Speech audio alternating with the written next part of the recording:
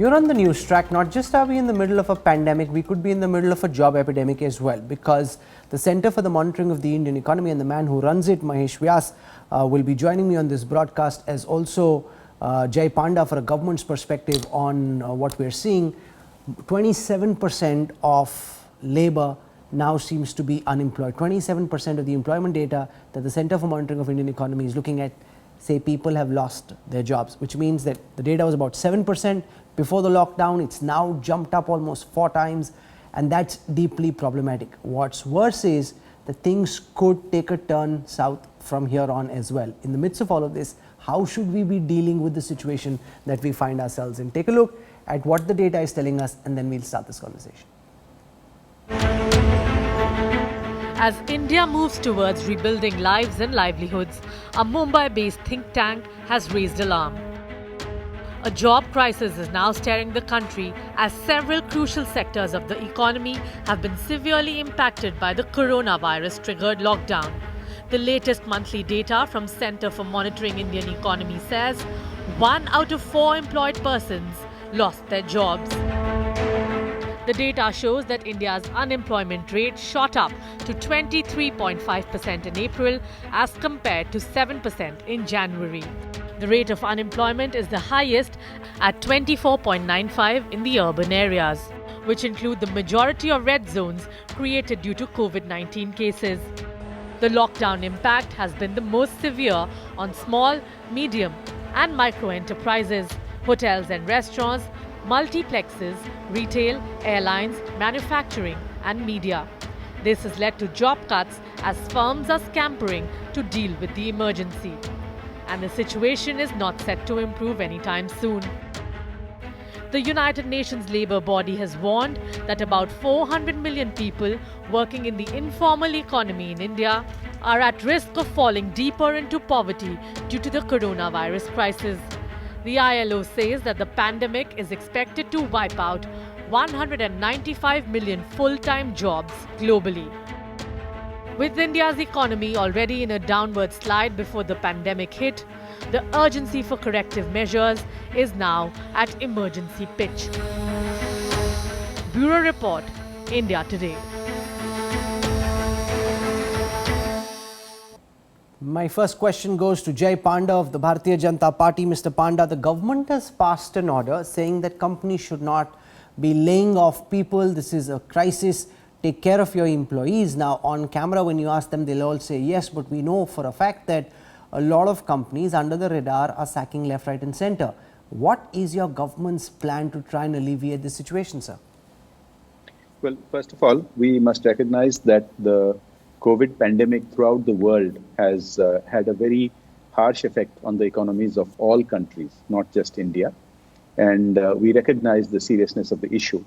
One more thing I'd like to put in context.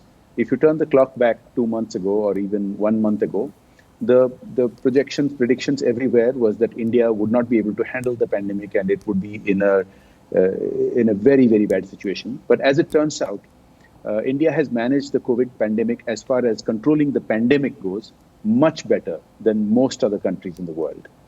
And so I think we should have confidence that the government is attuned to the economic problems that are already happening due to the pandemic and will take proper steps.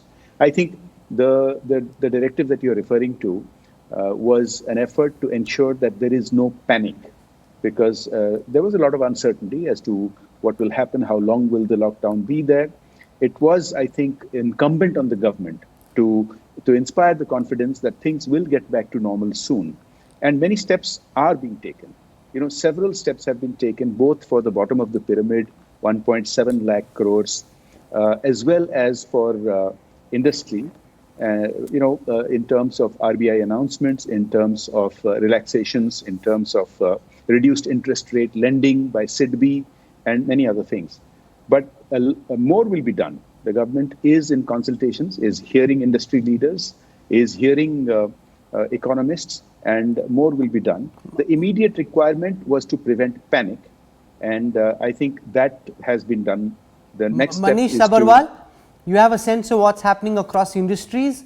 The government spokesperson says our first challenge was to save lives. We've done that.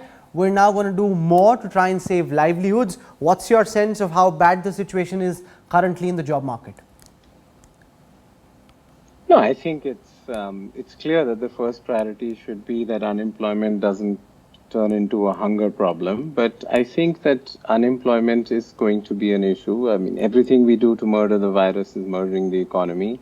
That may be the right sequence. That doesn't make it easier. And I think that, companies are rivers, they're not ponds. And so the reality is that after 45 days, if customers go on strike, without customers, there are no employers, and without employers, there are no employees. So I think that we're reaching the point now where the partial lifting of the lockdown is really helping. But the problem with the partial lifting is that supply chains don't respect green, red, yellow zones. Customers don't respect that. So I think it's unmodelable. We don't know whether we are in the middle or the end of the virus. As soon as we know that, companies can start planning. But, with the anthropological and macroeconomic cataclysm like the COVID, I think the notion that there will not be huge amounts of labor market pain is probably not true. I think we all will have to make sacrifices, companies, governments, shareholders, debt holders, employees, and those sacrifices have not begun in full earnest yet.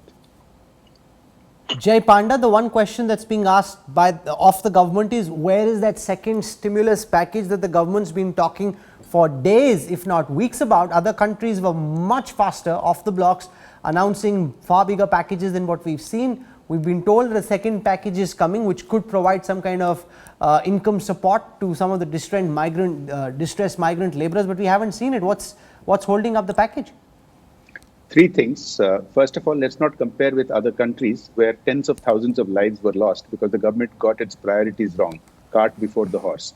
When the pandemic was spreading, the very first priority was to save lives, and there India has done outstandingly well, as everybody says. Now, the time has come to shift the focus on getting the economy back in order, and you can see that is already being done.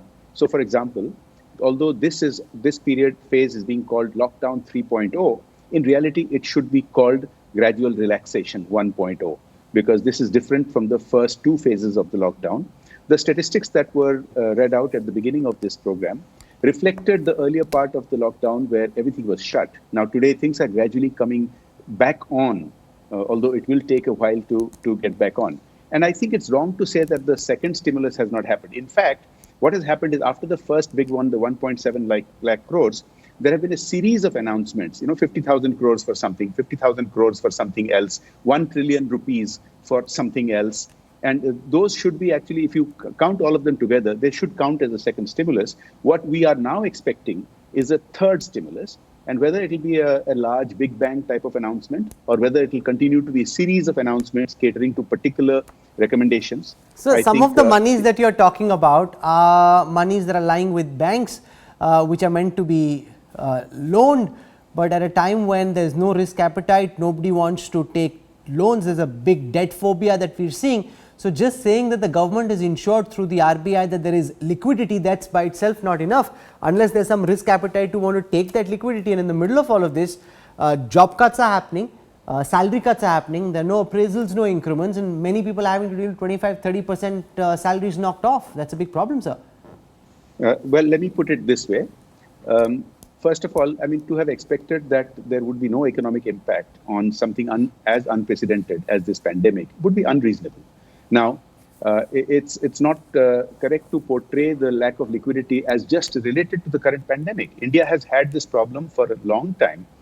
Even when, earlier RBI was not loosening interest rates, even though inflation was low. The last 1 year, it has started lowering interest rates. And even then, the liquidity issue has come up time and again that banks haven't been lending. So this is a continuing problem. This is not a new one.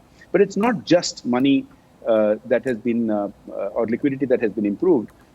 By setting back a lot of the deadlines has given breathing time to a lot of enterprises. Many enterprises would have gone into NPA territory, especially MSMEs. But that deadline has been shifted from end of March till end of December. Similarly, breathing time has been given for tax filings and other requirements. Also, money has been put into the hands of the poor where disposable income gets hit first.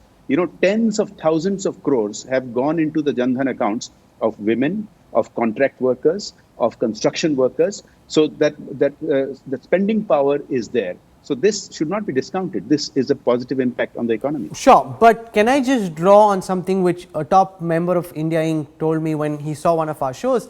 He said, yes, we've been put on ventilator, there is life support, but what we'd like to see, Manish Sabarwal, is what's being done to take the ventilator off so we can breathe on our own, get out of ICU and get back to business.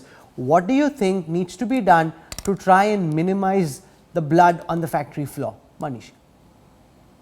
I think we have three tools. We have fiscal policy, we have monetary policy, and we have structural reform. I think obviously the next fiscal package needs to come, and let's wait for it. It's not only what the amount is going to be, it is where it's going to be spent. I think people should be shouldn't be unrealistic. We can't run a fiscal deficit of 15% of GDP like the US is running. That we're not a reserve currency.